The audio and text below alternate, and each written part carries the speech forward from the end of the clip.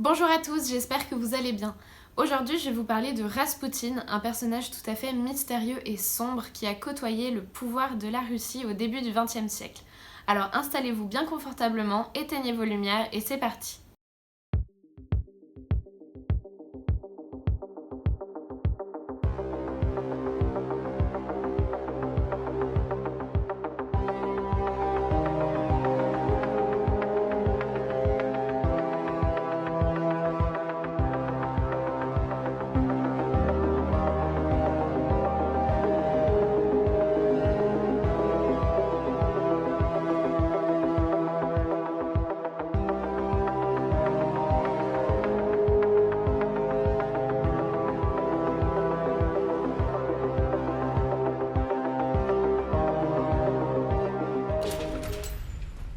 Raspoutine serait né aux alentours de 1869, bien qu'on n'ait pas de date vraiment officielle de sa naissance, donc on ne sait pas exactement quel âge il avait précisément. Et l'origine de son nom est un petit peu controversée, parce qu'il y a ceux qui sont plutôt ses détracteurs qui vont dire que Raspoutine c'est un dérivé d'un nom qui veut dire le débauché, et pour d'autres ce serait plus simplement synonyme de intersection, croisement de chemin. Et c'est une pratique assez courante au final que ce qui était un surnom à la base se transforme au final en nom de famille. Toute son enfance se déroule en Sibérie avec ses parents qui sont fermiers et très religieux, et Raspoutine sera assez peu éduqué, bien qu'il apprendra quelques rudiments de la lecture et de l'écriture plus tard à l'âge adulte au cours de ses voyages. Lorsqu'il est petit, il va aussi perdre son petit frère dans un accident en fait, puisque ce dernier va tomber à l'eau et il décédera quelques jours plus tard d'une pneumonie. Très jeune, il développe des talents de voyance mais aussi de guérisseur qu'il va exercer notamment sur les animaux mais aussi sur quelques êtres humains.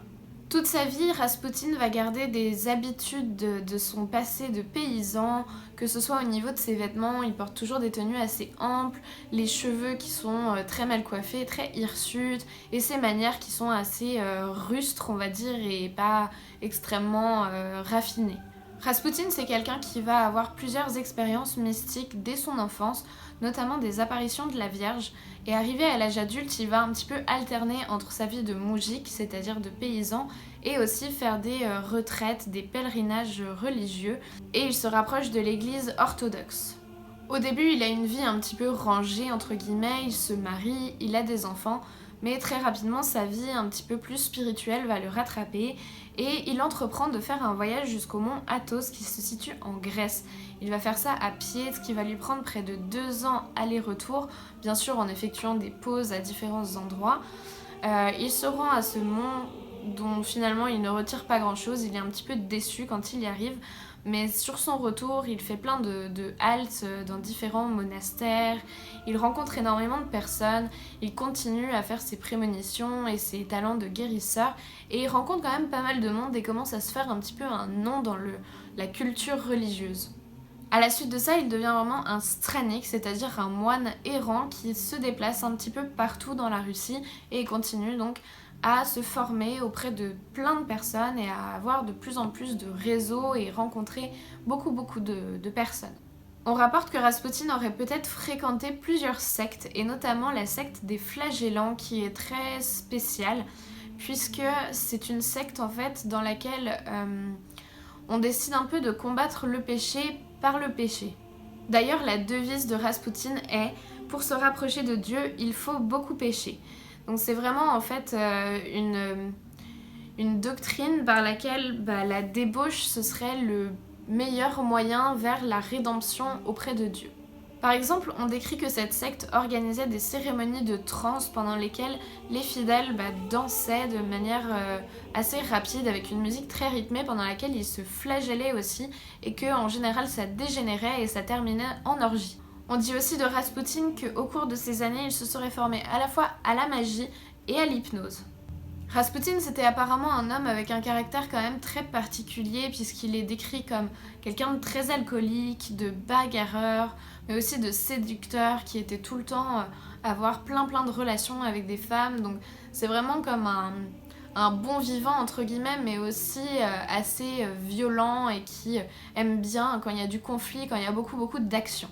Ce comportement de base, il va aussi servir à toutes les personnes qui cherchent à décrédibiliser Rasputin, qui vont en fait encore plus renforcer toutes les rumeurs à propos de son comportement vraiment obscène.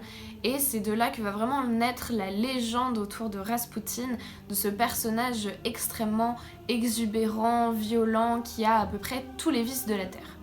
Mais en parallèle de ça, Rasputin avait quand même certains dons d'observation, une espèce de sensibilité particulière quand il rencontrait les gens.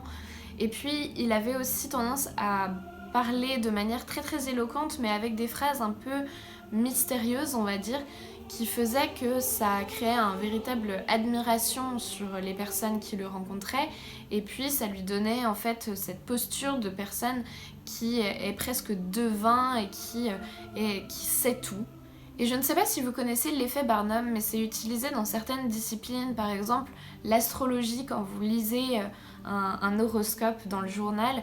C'est l'effet Barnum, en fait, c'est le fait de faire des phrases un petit peu vagues qui correspondent au final à tout le monde. Enfin, tout le monde se reconnaît et se dit « Ah bah oui, ça tombe très très juste pour moi, donc forcément, cette personne a des véritables dons, soit de divination, soit elle arrive à lire en moi. » Alors qu'en fait, c'est tout bêtement des phrases qui sont faites de manière à ce que ça convienne à quasiment tout le monde, quoi. D'un autre côté, le tsar Nicolas II et sa femme Alexandra, ils étaient à la recherche de quelqu'un qui arriverait à soigner leur fils Alexis, donc qui était le petit prince, le tsarevitch, qui était en fait atteint d'une maladie qui s'appelle l'hémophilie, qui vous fait en fait que votre sang est extrêmement fluide et ne coagule pas. Donc si jamais le petit garçon se blessait, il avait tendance à se vider de son sang, donc c'est quelque chose de très dangereux puisque c'est très difficile en fait de le soigner. S'il a la moindre petite blessure, ça peut prendre vraiment des proportions assez énormes. Et Rasputin, qui a quand même fait pas mal parler de lui et a commencé à se faire connaître auprès de personnes assez importantes, va être introduit à la cour impériale par la grande duchesse Militza, justement auprès d'Alexis pour essayer de le soigner. Et apparemment, il va plus ou moins réussir à le soigner. Il lui fait plusieurs choses, il lui impose les mains. Donc vous savez, vous avez sûrement vu ces représentations où on pose les mains sur la tête de la personne à soigner. Il lui lit des contes, et puis il renvoie un peu tous les médecins qui étaient autour du prince, et il leur fait se débarrasser de certains médicaments, notamment l'aspirine, qui était très utilisée à l'époque, mais qui fluidifie le sang. Donc clairement, c'est pas le genre de médicament qu'il fallait donner à quelqu'un d'hémophile, mais c'est ce que les docteurs donnaient à l'époque, puisqu'ils n'étaient pas au courant de tout ça. Et Rasputin, ayant fait virer toutes ces choses-là, il va réussir un peu mieux à soigner le prince Alexis et du coup gagner en fait les grâces du tsar et de sa femme. On rapporte qu'il a sauvé le petit garçon à plusieurs reprises de manière assez miraculeuse, que ce soit en étant à son chevet ou même parfois à distance. Donc c'est quand même effectivement assez exceptionnel. Et grâce à ça, en fait, Rasputin il va vraiment se rendre indispensable à la famille impériale. Et puis, il va être introduit en fait auprès de la cour, de toute la haute société. Il va devenir quelqu'un de très très proche du pouvoir et il s'est rendu totalement en fait indispensable à la famille du tsar. Malgré son apparence un peu repoussante, Rasputin n'a aucun problème à s'entourer de plein de femmes qui accourent en fait pour être autour de lui, qu'elles soient jeunes ou même plus âgées, mais c'est vraiment des femmes de la haute société qui ont très très envie de côtoyer Rasputin, d'être auprès de lui, et puis il va devenir l'amant de beaucoup de ces femmes-là. On dit de Rasputin qu'il avait vraiment un appétit sexuel énorme, il pouvait avoir jusqu'à 10 rapports sexuels par jour, et il s'entourait en fait d'un espèce de harem de femmes qui se sentaient privilégiées d'avoir des rapports intimes avec Rasputin. On dit d'ailleurs qu'il avait un sexe absolument gigantesque. Si jamais vous allez à Saint-Pétersbourg au musée de l'érotisme, vous pourrez voir dans un bocal de formol le pénis de Rasputin qui a été conservé, et c'est vrai qu'il a des dimensions assez impressionnantes. Le problème, c'est que ce n'est probablement même pas un sexe d'être humain et on suppose que c'est celui d'un éléphanteau qui est mis dans ce bocal-là. D'ailleurs, avant ça, il y avait déjà une collection privée qui s'était un peu fait avoir en achetant apparemment, soi-disant, le sexe de Rasputin, et à l'intérieur du bocal, c'était un concombre de mer. Néanmoins, on dit quand même que le membre de Rasputin était vraiment très très impressionnant et qu'il avait un espèce de bouton ou une verrue qui le rendait extrêmement reconnaissable parmi tant d'autres. Et c'est vraiment une époque où il y a eu pas mal de séances d'orgie avec Rasputin. On dit aussi de lui qu'il avait un regard absolument hypnotisant. Quand il vous regardait dans les yeux, vous ne pouviez pas, c'était impossible de lui résister. On voit bien qu'il y a des points de ressemblance entre Rasputin et ce que je vous ai déjà décrit comme un gourou, et ça peut d'ailleurs ouvrir quelques questions à propos de tous ces rapports sexuels, savoir s'ils étaient réellement consentis ou non, parce que il avait quand même vraiment une emprise psychologique sur beaucoup de personnes. Et en plus de ça, il est rapporté qu'il les mettait parfois dans des états de semi-conscience parce qu'il hypnotisait énormément de personnes qu'il croisait. Donc c'est vrai que c'est un petit peu délicat de se dire est-ce que ces personnes étaient vraiment volontaires ou pas. Mais il y a quand même pas mal de récits, de témoignages qui rapportent le fait qu'il y avait énormément de personnes, beaucoup de femmes mais aussi des hommes qui se rapprochaient de lui, qui avaient envie d'être proches de lui, qui cherchait vraiment à être dans son cercle et que lui avait ce magnétisme-là, malgré son apparence, malgré ses peu de manières, il était vraiment adoré par les personnes de la haute société. En fait, il n'était pas vraiment adoré comme je viens de vous le dire, il y avait vraiment comme une scission entre ceux qui étaient complètement fans de lui, mais aussi énormément de personnes qui détestaient Rasputin et qui voulaient vraiment le voir disparaître. Il y a eu une première tentative d'assassinat qui a été faite sur Rasputin. C'était une espèce de femme déguisée en fausse mendiante qui s'est jetée sur lui et qui a essayé de le poignarder. Et ça, on ne saura jamais vraiment qui a commandité ça. Ça peut être deux personnes. Deux origines. On pense que ça peut venir de Héliodore. Héliodore, c'était un homme qui était un ami très proche de Rasputin à un moment, qui faisait aussi partie des sectes et de cet environnement un peu chamanique, sectaire, spirituel, et qui, je ne sais pas exactement pourquoi, peut-être par jalousie ou quoi, s'est complètement retourné et il est devenu en fait presque l'ennemi de Rasputin. Il s'est mis à répandre beaucoup des rumeurs à propos de ses orgies, d'érotomanie, etc. Et il a aussi diffusé des lettres qui avaient été échangées entre Rasputin et la tsarine, donc Alexandra, pour essayer de semer la discorde et faire croire qu'il y avait peut-être une relation entre eux, etc. Enfin, plus poussée que celle d'amitié qu'il y avait très certainement.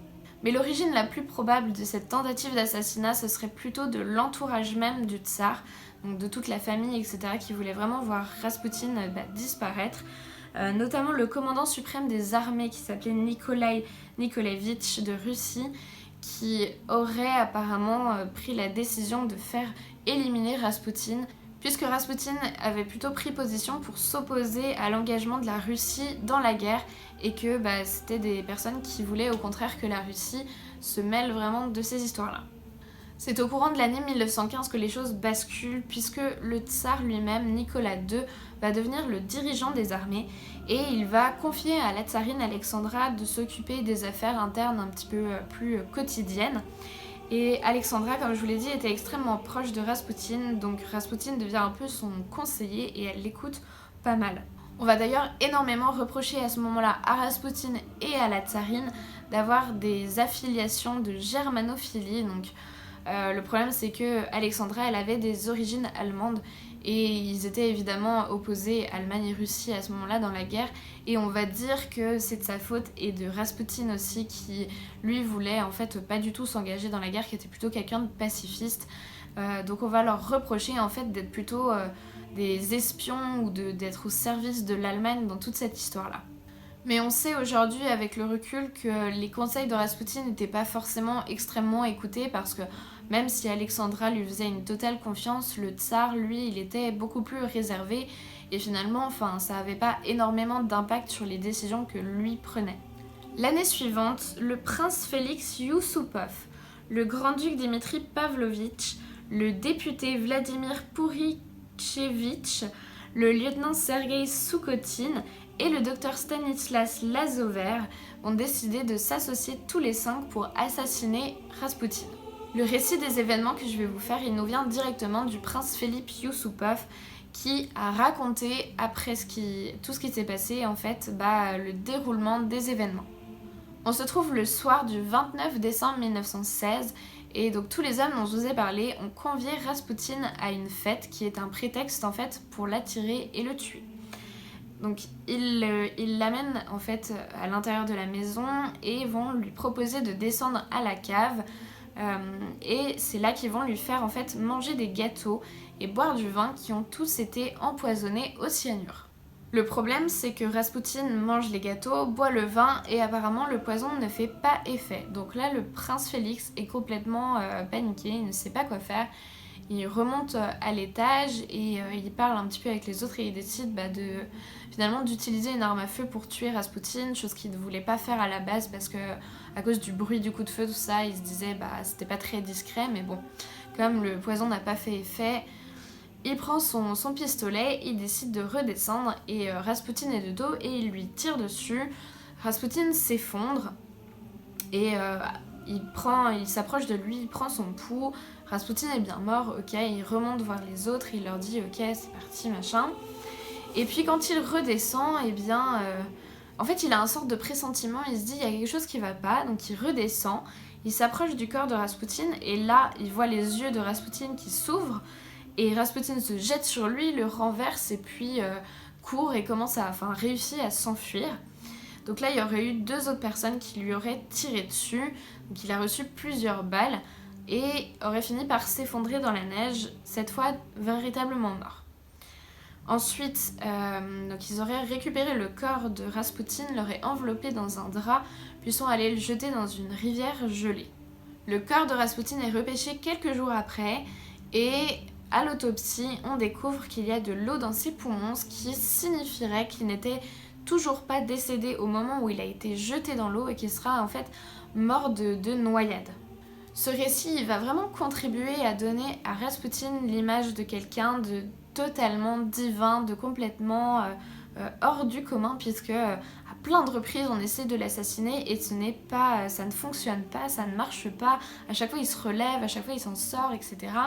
Donc ça va vraiment en fait énormément amplifier tout le délire mystique qu'il y avait autour de ce personnage. Le problème c'est que c'est un récit qui est vraiment très très romancé, qui est fait par Félix Youssoupov et on pense vraiment qu'il a un peu distordu la réalité parce que il y a plein de choses qui fonctionnent pas, qui sont en contradiction. Dans l'autopsie il n'y avait pas de traces de poison dans le corps de Raspoutine, donc on pense qu'en fait il a juste pas manger les gâteaux empoisonnés. D'ailleurs la fille de Raspoutine a dit mais non parce que mon père il mangeait jamais de sucreries tout ça, donc ça m'étonnerait beaucoup qu'il ait mangé ça. Ensuite au niveau des coups qui ont été portés en fait, le problème c'est que le prince était franchement pas très doué avec les armes à feu, donc il lui a effectivement tiré dessus, mais c'est tout à fait possible que ce n'ait pas été des coups mortels qui fait que Raspoutine a pu se relever et tenter de s'enfuir. Il a fallu qu'il y ait plusieurs personnes qui interviennent, dont un qui était quand même beaucoup plus doué et qui apparemment l'a atteint à la tête, ce qui aurait été la véritable raison de son décès. Quant à toutes ces histoires d'eau à l'intérieur de ses poumons, ça n'est pas non plus... Il n'y a pas de preuve de ça. Le problème, c'est que le rapport d'autopsie a fini par disparaître. Donc, ça continue en fait d'alimenter toutes ces histoires-là. Mais en fait, je pense surtout que cet assassinat-là, il était fait par des amateurs qui n'étaient pas doués pour tuer quelqu'un. Et du coup, ils se sont un peu ratés. Ça a été un peu un gros cafouillage. Et Raspoutine, qui a eu cette espèce d'instinct de survie, d'essayer de s'enfuir, il a quand même malheureusement été assassiné dans des conditions assez atroces. Faut aussi savoir que Raspoutine, depuis plusieurs années, il vivait vraiment dans la peur parce qu'il sentait qu'il allait finir par se faire assassiner. Il était vraiment pas serein et du coup il se mettait à boire de plus en plus et il s'attendait à tout moment à ce que quelqu'un essaye de le tuer. D'ailleurs, il avait fait une prédiction au tsar Nicolas II. Il lui avait dit « Si je suis tué par des hommes ordinaires, par mes frères, toi, tsar Nicolas, tu vivras. Tu resteras sur les trônes et tes enfants vivront. Si je suis tué par des seigneurs, des aristocrates, mon sang coulera sur toute la Russie et ils devront quitter le pays qui basculera et sera vaincu. » Et en fait, cette prédiction s'est avérée tout à fait vraie parce que c'est vraiment ce qui s'est passé. En fait, à peine 2 mois après le meurtre de Raspoutine, eh bien, il y a eu une véritable révolution.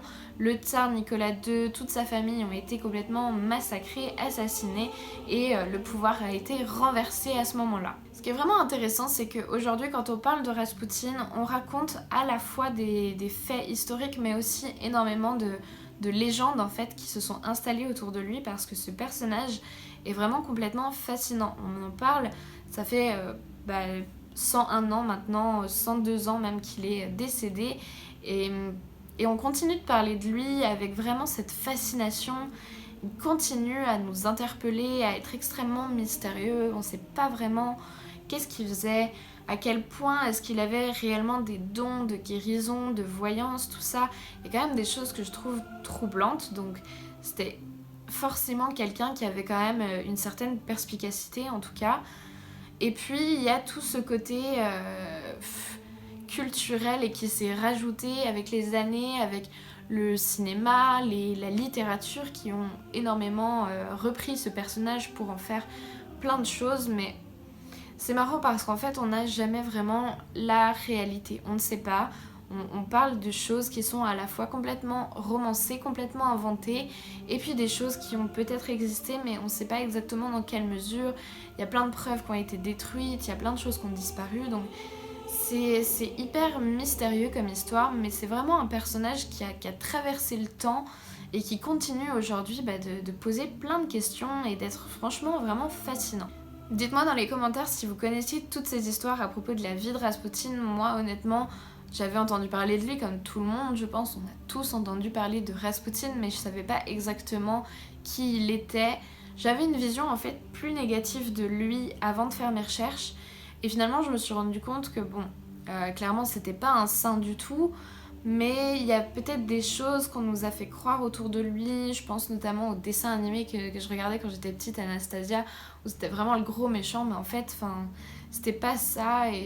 Et ouais, je trouve qu'il méritait pas de mourir comme ça, parce qu'au final, c'était pas quelqu'un de méchant, c'était pas quelqu'un de négatif. Alors effectivement, il était clairement très très étrange, très en décalage avec son histoire et très décadent.